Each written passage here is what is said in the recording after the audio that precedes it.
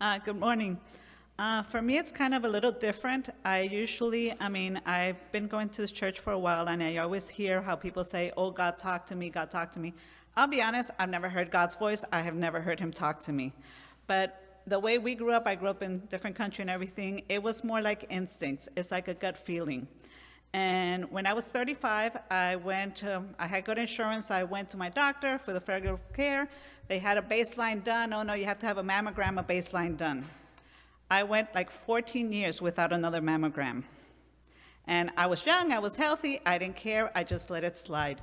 And that year, I don't know why, they were talking at work or whatever, and something told me, I call it instinct, some people call it God talking to me or whatever, you need to go get one, you haven't done one in a while. And I went to the doctor and I had it done, and a week later they called me, they had to redo it. And then they called me back, oh, they had to do a biopsy because they found something, they weren't sure what it was. So I had the biopsy done. 2 weeks later, they tell me, oh, it's not cancer, it's a precancerous cell. You have something there, but don't worry, it's not cancer, it's a precancerous cell. We want you to go to the oncologist. At the time, it was like a Monday or Tuesday. I was leaving that weekend. I was going on vacation. I was going to go see my mom in Puerto Rico for 2 weeks. I'm like, okay, so I made the appointment with the oncologist. When I got back, no problem, no worries. You know, she said it was no cancer, it was precancerous. I'm not worried about it. I get to Puerto Rico, my uncle is an OBGYN, and my aunt had had breast cancer like 5 years before. So I had all my results and everything, I gave it to him all, and he looks at me and he goes, I don't care what that doctor said, that's cancer, you need to get that crap out.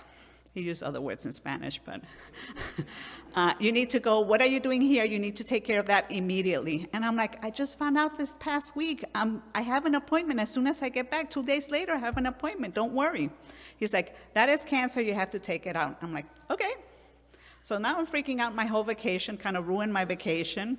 But I went to the oncologist, and I'm talking to him, and I go, okay, I'm getting two doctors, two different versions. What is this?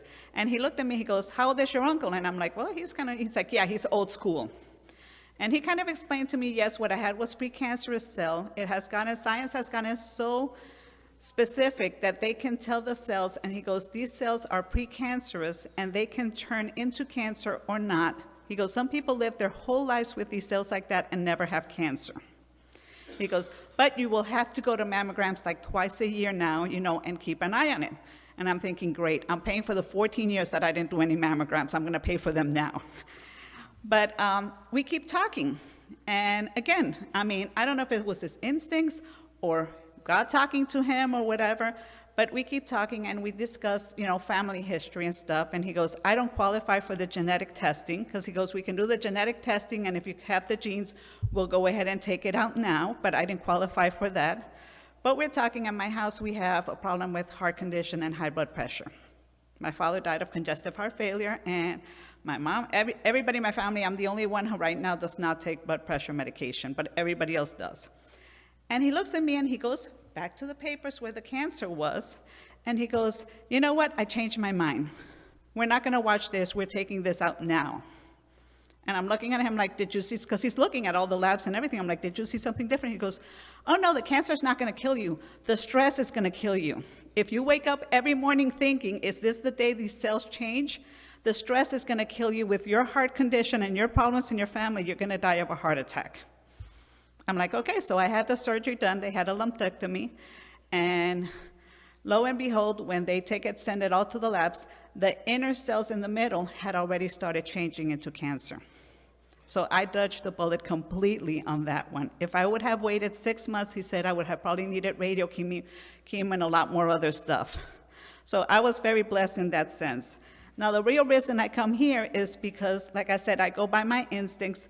And there is one thing I find, that in October, we always talk about Breast Cancer Month, and all the ladies, and we're all dressed in pink. Men get breast cancer. I don't know if you're all aware of that.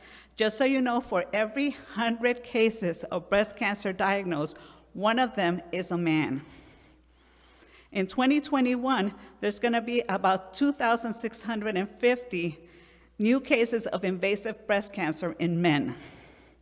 Of those, about 530 men die every year of breast cancer. So men, you need to take care of yourself too.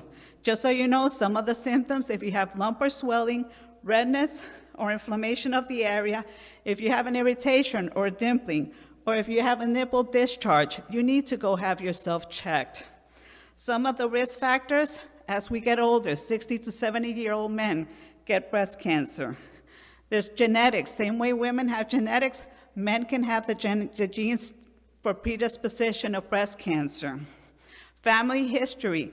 It's not just, oh, my aunt had breast cancer, I might have it as a female. Guess what, men? You could have it too if it runs in the family.